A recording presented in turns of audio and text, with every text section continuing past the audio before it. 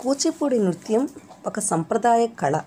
కూచిపూడి నృత్యం తెలుగువారి ప్రత్యేక నృత్య రీతి. ఇది ఆంధ్ర రాష్ట్రంలో కృష్ణా జిల్లాలోని దివిసీమలో కూచిపూడి అనే గ్రామంలో కొన్ని శతాబ్దాల పూర్వం ఆవిర్భవించిన కళారూపం. ఈ ఊరి పేరుతోనే ఇది చాలా ప్రసిద్ధమైంది. సిద్ధేంద్ర యోగి కూచిపూడి నాట్యకళకు మూలపురుషుడు అంటారు. ఆయన నాడు ప్రచారంలో ఉన్న యక్షగానాది కళారూపాలను స్వీకరించి కూచిపూడి నృత్య ప్రక్రియను అభివృద్ధి చేశాడు. ఈయన రచించిన నాట్యనాటకం భామా కలాపం. తెలుగులో ఇది మొట్టమొదటి నృత్య నాటకం. కూచిపూడి నాట్య కళాకారులు విస్తృతంగా ప్రదర్శించే నాటకం ఇది. నాట్యం అభినయ ప్రధానం.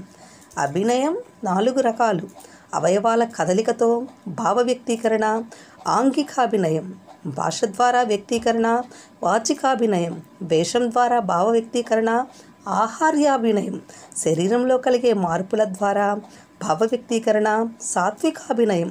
కూచిపూడి కళాకారులు తమ నృత్య నాటకాలతో పాటు పగటి వేషాలు కూడా వేస్తారు.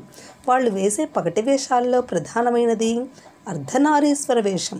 అర్ధనారీశ్వర వేషంలో కుడివైపు పురుషుడు, ఎడమవైపు స్త్రీ ఉంటారు. ఈ 2 వేషాలను వేరు చేస్తూ పైనుంచి కింద వరకు ఒక తెర ఉంటుంది. ఒక వేషం మాట్లాడేటప్పుడు రెండో వైపున తెర కప్పుతుంది. జనానికి వినోదం కలిగించడం, వారిని నాటకం వైపు ఆకర్షించడం ఈ పగటి వేషాల ప్రయోజనం. ఈ వేషాల ద్వారా సాంఘిక దురాచారాలను విమర్శించడం కూడా ఉంది. కూచిపూడి నాటక ప్రదర్శనలను భాగవతామేళా అని కూడా అంటారు. వీటిల్లో స్త్రీ పురుష పాత్రలు 2 ఉంటాయి.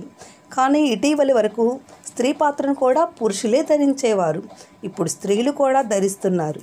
క్రీస్తు శేషుల భాగవతుల రామయ్య, హరిమాధవయ్య, చింతా వెంకటరామయ్య, తాడేపల్లి పేరయ్య, భాగవతుల పిస్సయ్య, వెంపటి వెంకటనారాయణ, దర్భా వెంకటేశ్వర్లు, వేదాంతం పార్వతీశం, వేదాంతం వెంకటచలాపతి, వేదాంతం రామకృష్ణయ్య, వేదాంతం రాఘవయ్య, చింతా కృష్ణమూర్తి, వేణుగోపాల కృష్ణ శర్మ, వేదాంతం రత్తయ్య శర్మ, వేదాంతం సీతారామశాస్త్రి మొదలైన వారు కూచిపూడి నాట్యాన్ని విశ్వవ్యాప్తం చేశారు. ధన్యవాదములు.